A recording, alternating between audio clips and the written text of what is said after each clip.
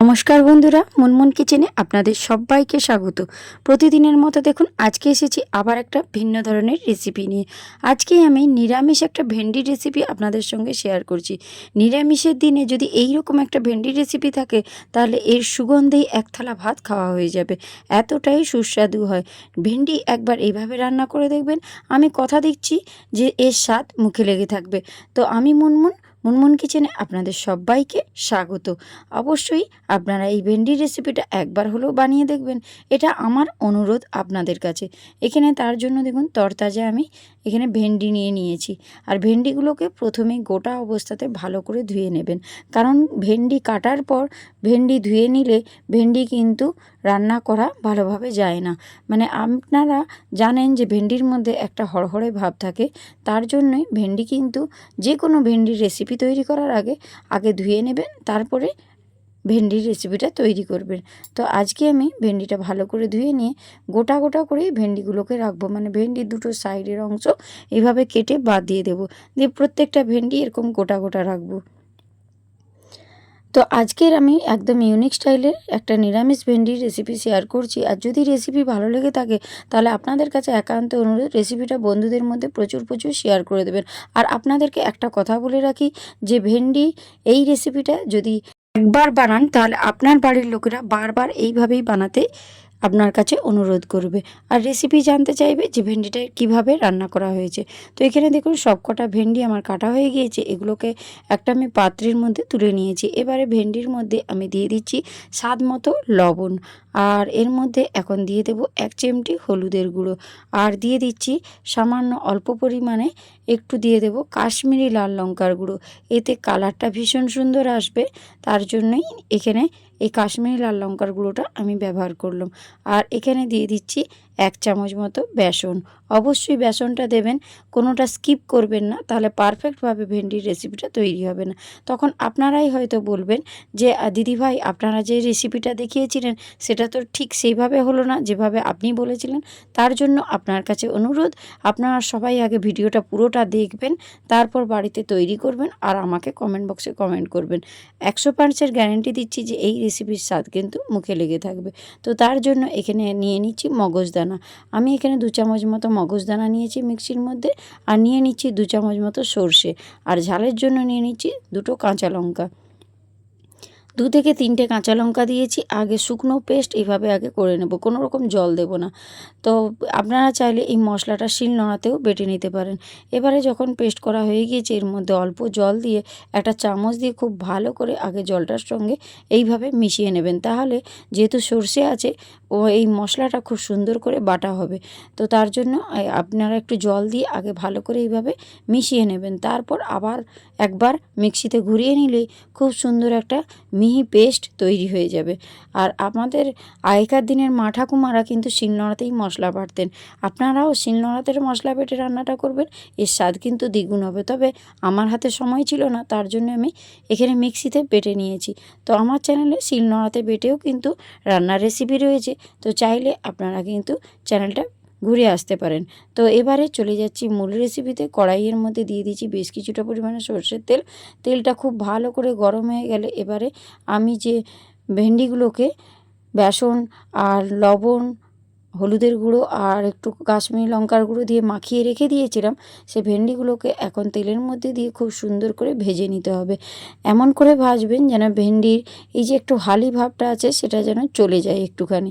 তবে খুব বেশি একদম লালচে করে ভাজবেন না, এতে করে এই সবুজ ভাবটা চলে গেলে ভেন্ডির রেসিপিটা দেখতেও যেমন খুব একটা ভালো লাগবে না, খেতেও তেমন ভালো লাগবে না। তো কীরকম পর্যায়ে ভেন্ডিটা ভাজতে হবে সেটা আমি অবশ্যই আপনাদেরকে দেখিয়ে দেবো। একটু নাড়াচাড়া করে নিয়ে এটাকে আমি ঢাকনা দিয়ে দিলাম।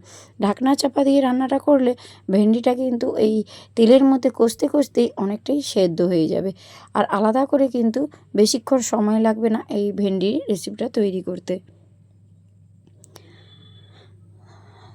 এবারে দেখুন এইভাবেই একটু করে ঢাকনাটা খুলে আমি নাড়াচাড়া করে ভেন্ডিটা ভেজে নিয়ে আবারও কিছুটা সময় ঢাকনা দিয়ে রেখে দিচ্ছি।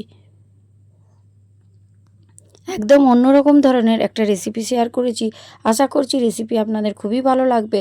আর যদি ভালো লাগে তাহলে আপনাদের নিকটতম আত্মীয় স্বজন বন্ধু বান্ধব সকলের মধ্যে এই ভিডিওটা শেয়ার করে দেওয়ার অনুরোধ রইল।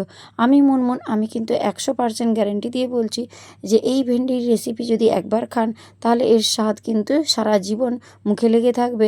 আর মনে হবে যখনই বাজার থেকে ভেন্ডি আনবেন এইভাবেই রান্না করবেন। মাছ মাংস ফেলে কিন্তু ভেন্ডির এই রেসিপিটা দিয়ে ভাত খেতে ইচ্ছে যাবে। তো এবারে দেখুন ভেন্ডিটাকে কিন্তু একটু ভালো করে ভেজে নিয়েছিলাম। মানে ভেন্ডি একেবারে কালোও হয়ে যায়নি, আবার ভেন্ডির যে একেবারে সবুজ ভাবটা সেটাও চলে যায়নি। মোটামুটি একটু যে একদম হালি ভাবটা ছিল সেটা চলে গিয়েছে। এর থেকে আর কিন্তু ভেন্ডিগুলো ভাজবো না। এবারে এগুলোকে আমি তুলে নিচ্ছি একটা অন্য পাত্রের মধ্যে। আর এখন আপনারা নিশ্চয়ই দেখতে পাচ্ছেন যে কড়াইয়ের মধ্যে অনেকটা পরিমাণেই তেল রয়েছে। তো আমি রেসিপিটা ওই তেলের মধ্যেই রান্না করে নেব। আর যেহেতু এখন গরমকাল, বেশি তেল জাতীয় মশলা জাতীয় খাবার না খাওয়াই ভালো, তার জন্য আমি কম তেলেই কিন্তু রান্নাটা করে দেখাবো, তবে ভীষণ সুস্বাদু হবে। 1 চামচ কালো জিরে দিয়ে দিয়েছিলাম, আর কালো জিরেটা ভাজা হয়ে যেতে পেস্ট করে রাখা ওই মশলাটা এখন দিয়ে দিলাম। দিয়ে মিক্সির বোলটা একটু ধুয়ে অল্প জল দিয়ে দিলাম। দিয়ে খুব ভালো করে এবারে মশলাটাকে একটু কষিয়ে নিতে হবে, যেন মশলার মধ্যে যেন কোনো রকম কাঁচা গন্ধ না ছাড়ে। এবারে এইভাবে একটু কষিয়ে নেওয়ার পর এর মধ্যে দিয়ে দিচ্ছি 1/2 চামচ ধনে গুঁড়ো, আর 1/2 চামচ হলুদের গুঁড়ো, আর 1/2 চামচ দিয়ে দিচ্ছি লাল লঙ্কার গুঁড়ো। আর ঝালটা আপনারা বুঝে শুনে দেবেন, যেহেতু আমি এখানে 3টে কাঁচা লঙ্কা দিয়েছিলাম, ঝালটা একটু আমি কম করেই দিয়েছি, চাইলে আপনারা বেশি করেই দিতে পারেন। তো এবারে খুব ভালো করে একটু মশলাটাকে কষিয়ে নেওয়ার পালা। যতক্ষণ না এই মশলা থেকে তেল ছাড়ছে ততক্ষণ আমি কষিয়ে নেব। আর এখানে দেখুন দিয়ে দিলাম গোটা কাঁচা লঙ্কা।